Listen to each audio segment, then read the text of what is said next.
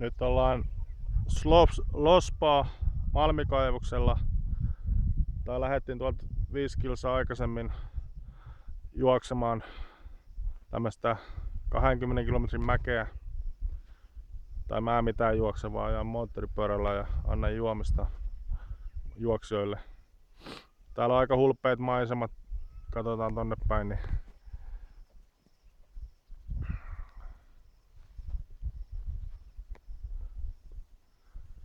vuoria on joka puolella. Tosta se tie menee tonne ihan ylös saakka mennään. Tässä nyt odottelen mun juoksia 5,5 kilometrin kohdalle. Että tästä on vielä 15 kilsaa tonne ylös matkaa.